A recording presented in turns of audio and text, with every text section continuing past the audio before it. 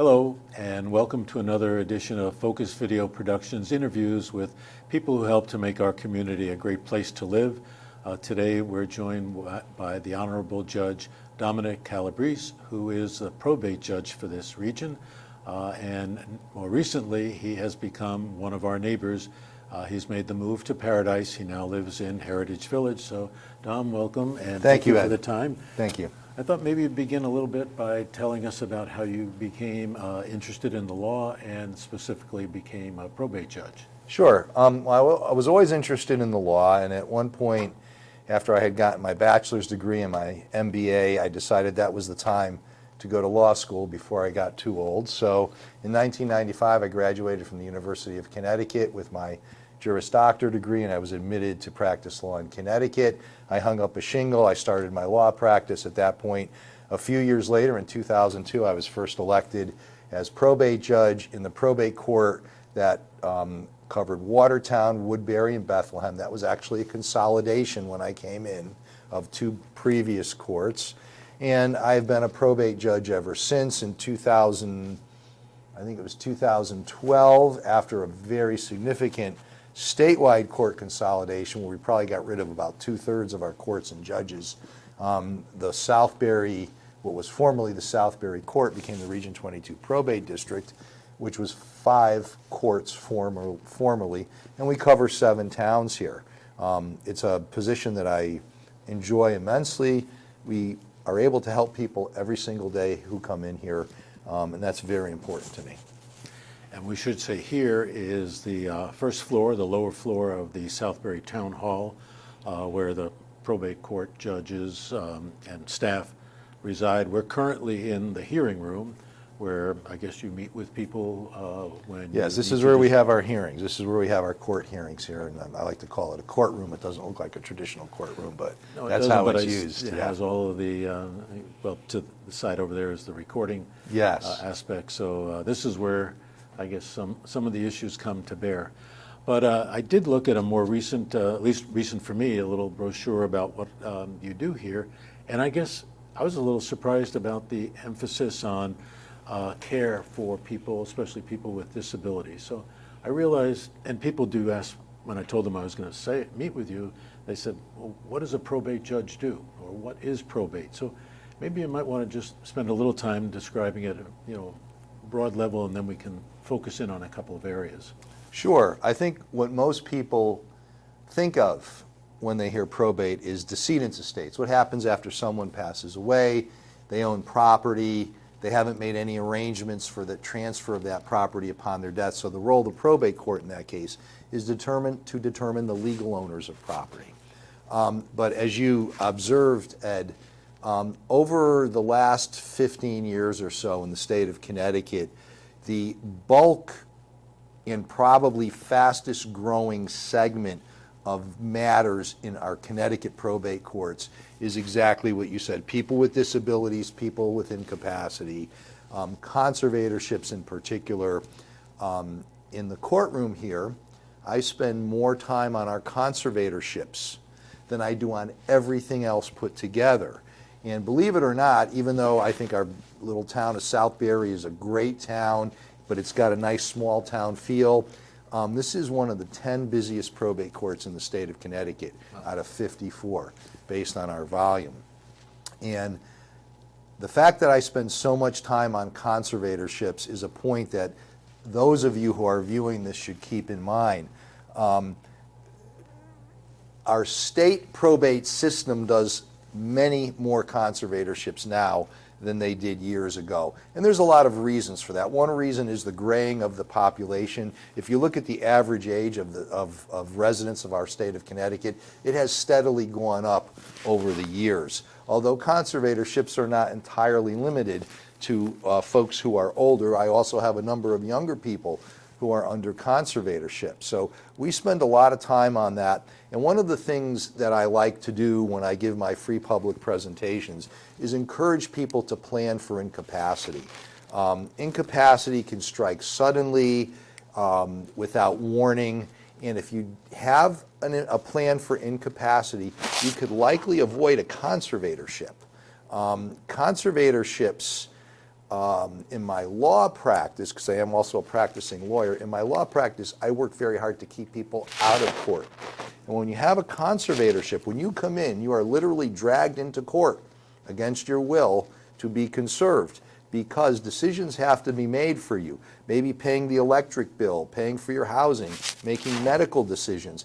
And no measures have been made by that person for someone with legal standing to make those decisions with their incapacity. So when people come here to the court for a conservatorship, if I grant it, their rights to make decisions are taken away from them. Mm-hmm. Everything is a public proceeding. It's very formal. If you see some of this room on your view, the viewers here, it doesn't really look a lot like a courtroom in the traditional sense. But for conservatorships, we have very formal proceedings, and the way the conservatorship proceeding operates is very much like a superior court proceeding. The person for whom the conservatorship is being sought has to have legal counsel. If they can't afford legal counsel, the court will appoint legal counsel for them. But it's something I would tell anybody who views this, having a will is important, but it's not enough. You need to have an incapacity plan.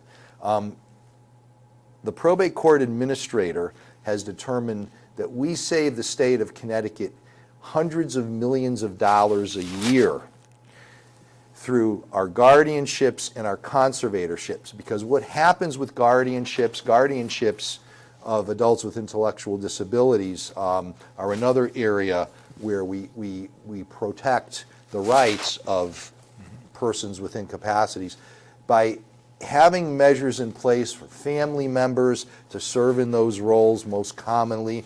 Those are the real heroes, in my opinion, of probate.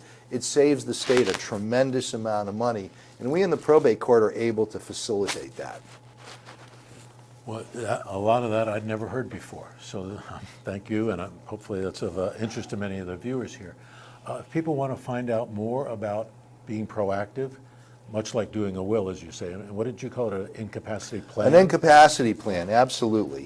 Where's a good place to get advice on that? I mean, are there books about how to create an incapacity plan? Yeah, good question. I am not a fan of do-it-yourself incapacity plans.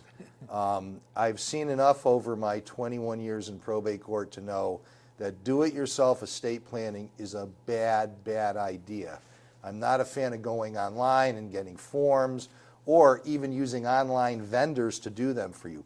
The only way, in my opinion, to put a proper incapacity plan together is with an attorney who's licensed to practice in the state of Connecticut and who does a lot of this kind of work. It's very specialized. And attorneys who do general practice and do everything and very little probate and estate planning, they may not be the best person to do this. But certainly, do not go to anyone but a licensed attorney. I'm not here to give attorneys business, but I am here to protect people's rights. And the best way to protect your rights and to minimize your time in the courtroom and protect your privacy and maintain control over your affairs is to have an attorney prepare an estate plan for you that includes a power of attorney, health care documents, maybe a trust. That's all very important. And I know we have an article, I believe, on the court's website that talks about how to choose an attorney. Okay, we'll put a reference to that on the Sure. screen. And but if I understand correctly, unlike a will, even if I have a will, it still needs to be processed through the probate court. But if I have an incapacity plan, and I've taken measures or I've identified measures for what to do, would I still need to come through the probate court to, verify or certify that plan? Probably not. Okay. Probably not. A power of attorney and healthcare documents are a tool that all of us can use to avoid coming to the probate court. So for example, a healthcare representative is part of a set of healthcare documents that can be used. So just by way of example, let's say I am in a coma and a medical decision must be made, but I can't communicate while I'm in a coma.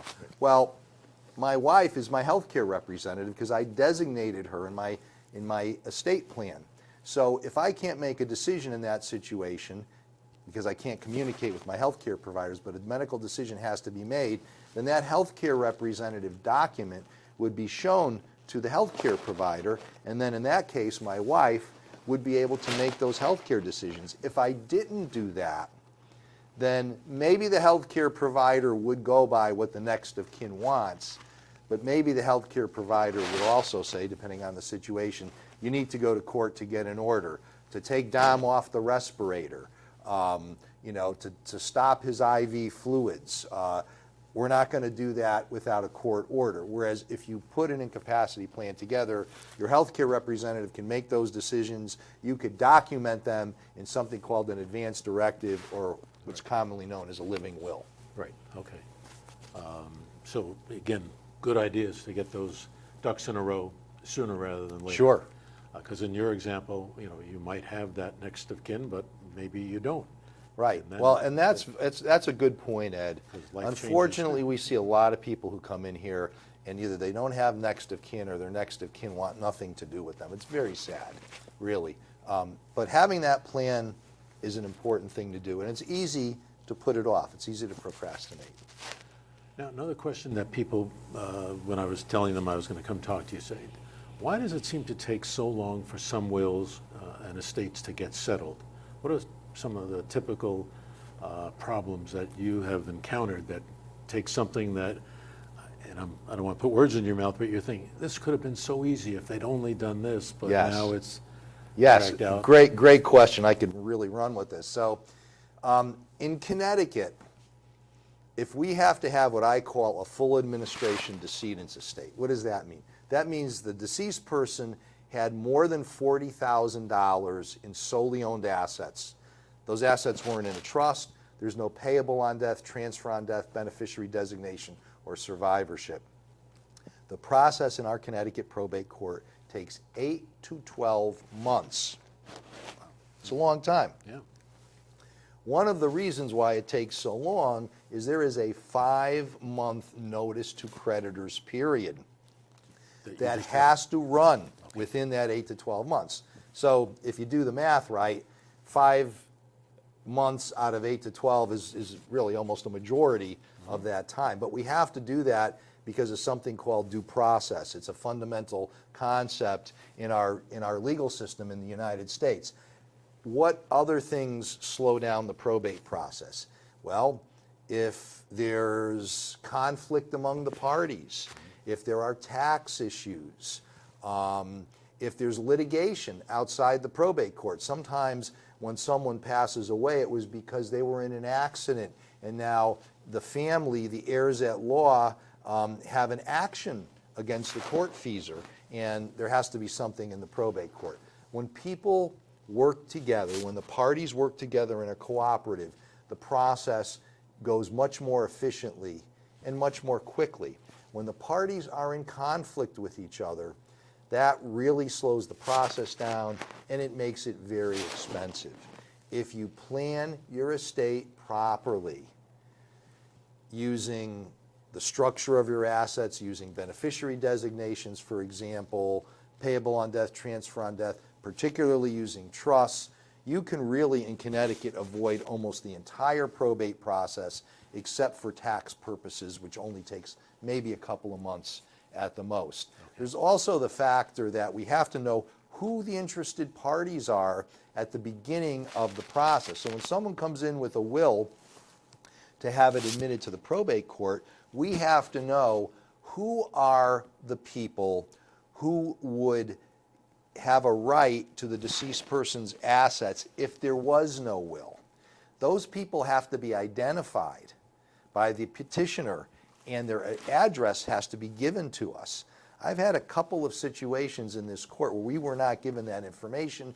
We started proceedings, and then in the middle of the proceedings, the court finds out that there are heirs at law who were not identified. And often the reason is, well, yes, that was the decedent's son, but they were estranged, they hadn't talked with each other in 10 years. None of that matters. Really? In Connecticut, our probate courts are limited jurisdiction. We're statutory courts. Under the Constitution of the state of Connecticut, it gives the legislature the right to create courts. We are one of those courts. And we have to follow the statutes very carefully. So if we have a proceeding in the probate court and a necessary party is not noticed and given an opportunity to come before me, that could negate the outcome of the proceeding and subject it to being overturned on appeal. So a lot of little nuances in probate. That's why it's a very specialized area, and that's why those of you who want to get an attorney, you need an attorney who has a lot of probate experience. Now, there's nothing the individual can do or their lawyer can do prior to death with the court. I mean, nobody brings a will to you to say, I'd like you to have a copy of my will. Or maybe I should have asked this question. That's a great question. Statement. Some states have will registries. Okay. Connecticut is not one of them. So it cannot be presented to the court, or if it is presented to the court, we're not going to be able to accept it until the person passes away. Now, when someone is in possession of an original will, they are obligated to present it to the proper probate court within 30 days of the date of death, or within 30 days of their knowledge of the death of the testator. The testator is the person whose will it is. Okay. And that's your first step, or that's the first step to get you engaged vis-a-vis the will. And I guess with the conservatorship and the guardianships, you only hear about it when somebody comes forward, like a doctor or somebody who says, we need to resolve this because it's unclear who's responsible. Exactly. So it's exactly that. Sometimes it's a hospital, for example, although there's no hospitals in this district. Oftentimes it's a family member. It's a spouse.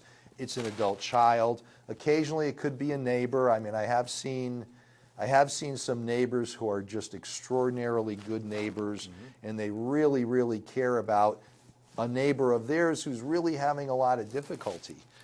So it could be almost anyone. It could be the first selectman of the town. It could be any party who is really concerned about someone. But the way I have to look at it as the judge is not that you're here to help the person, even though that's really the motivation mostly. It's you're asking me to take that person's rights away from them. Right. And for that reason, we have new laws in Connecticut. They're not new, but they go back to 2007. They're very strict in protecting the rights of persons who are brought before this court for a conservatorship. And the Supreme Court of the state of Connecticut has interpreted those statutes very, very strictly. Very interesting. I mean, as you say, we do not have any hospitals, but we have so many assisted care facilities. We do. I would assume that would be the equivalent of a hospital where they might come forward. Exactly. That you hit the nail on the head, Ed. That's exactly it. That's why I don't know if we do the most conservatorships in the state of Connecticut, but we're probably a top 10. We know Heritage Village it continues to be the largest retirement or age-restricted community in the state of Connecticut. It's been that way since its inception. Right. And yes, it's true that a lot of my conservatorships in this court are for people who are over a certain age.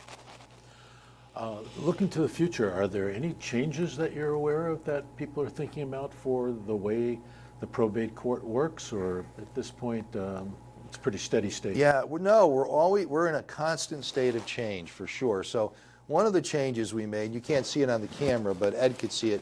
We have new technology here that allows people to participate remotely via WebEx. The ability to participate remotely was added to these probate court rules of procedure many years ago. Mostly it was limited to telephonic participation, which I've always been a very big fan of. Because my feeling is the more people I can get to participate in a matter, the better a decision I'm going to make, because I'm going to get to hear from everybody. But now we have these WebEx tools and the hardware, so people are able to participate remotely. We're able to see them, they're able to see us. I think what you're going, and the other thing that we did right before COVID hit, it was very timely, is we switched over to online filings. So online filings are required by attorneys. So if an attorney is representing a party before the court, they must file online. The public may file online if they're pro se parties without an attorney. Otherwise, they will use the hard copy forms and send them to us in the mail or bring them in here. I think the next step for our probate system is for us to go entirely paperless, which would mean for me not to go through hard copy files. I probably go through 150 files a week in this court, but the idea is to completely eliminate hard copy files, an additional investment in technology, for example, a tablet for me, so that I could look over everything without hard copy files. We don't keep hard copy files anymore. Once a matter is closed in a year, the hard copy files are destroyed. Everything is electronic, and that's how it's memorialized. Other changes, there's always changes in the law. We've had many changes in the law just in the last 7 or 8 years.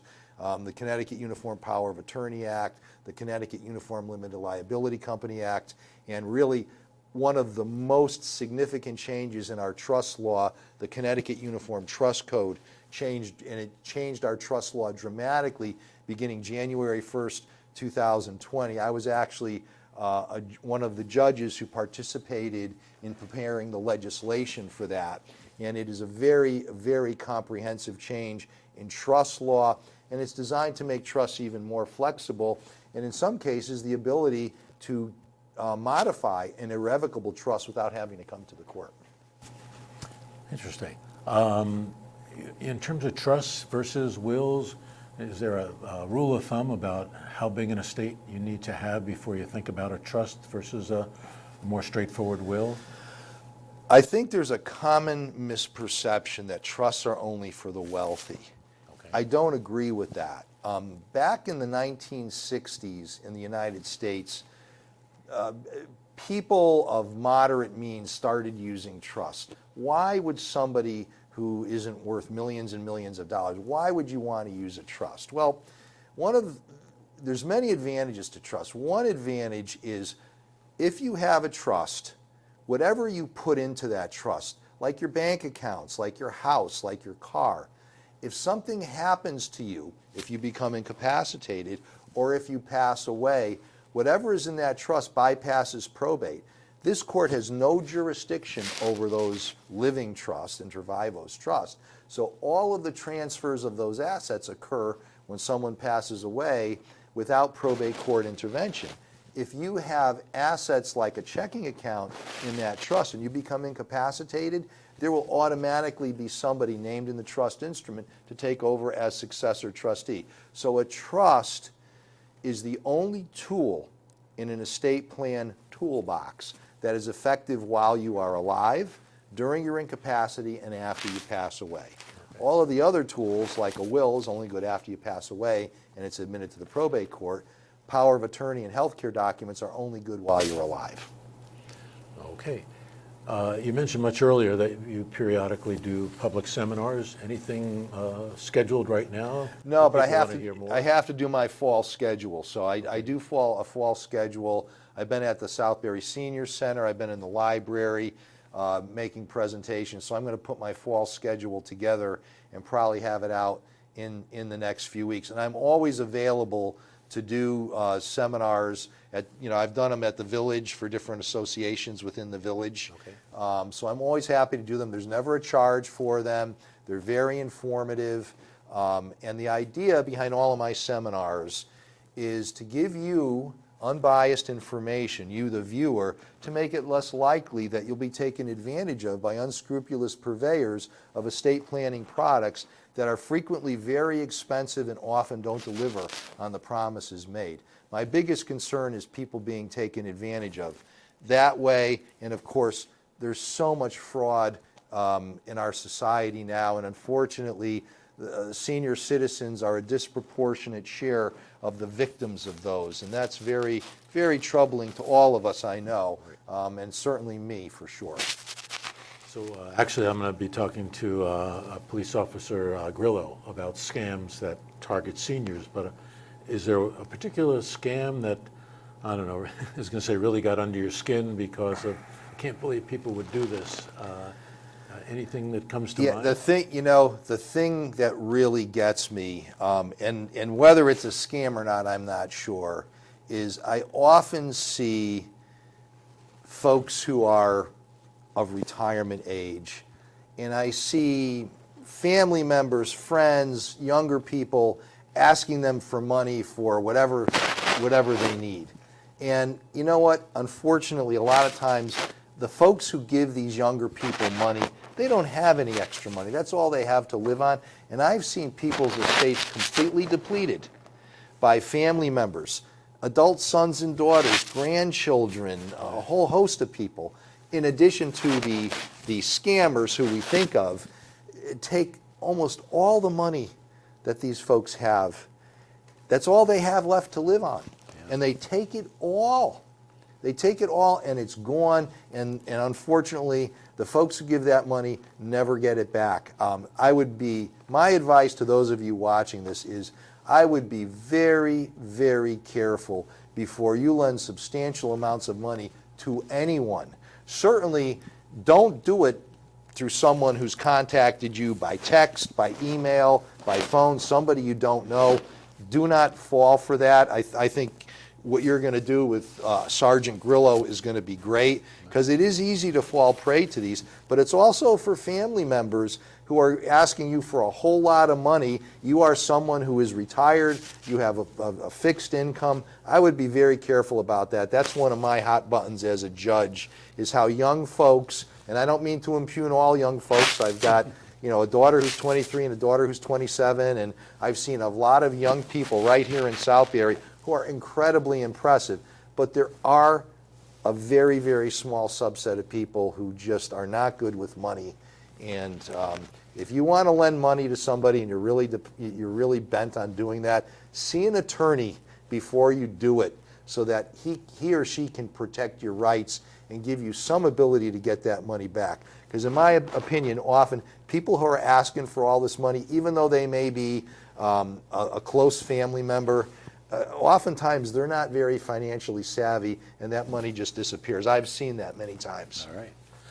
Well, wise words to live by, to be careful, and unfortunately, you can't always trust family. No, you can't. That's very sad, but it's true. And unfortunately, Ed, what happens, this is sad too, is I see these older folks around town, and they're all by themselves, and their family keeps a great distance from them, and then what happens when they pass away?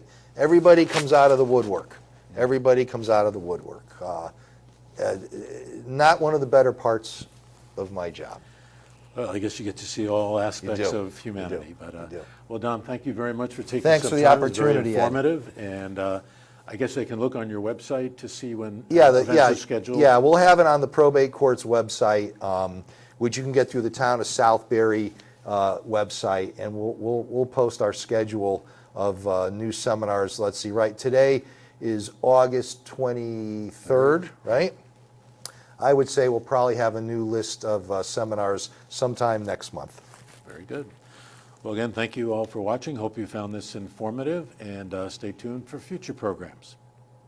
All right. Well, you made that thanks. very easy. Okay. Thank you. Really Great questions. You the did your homework.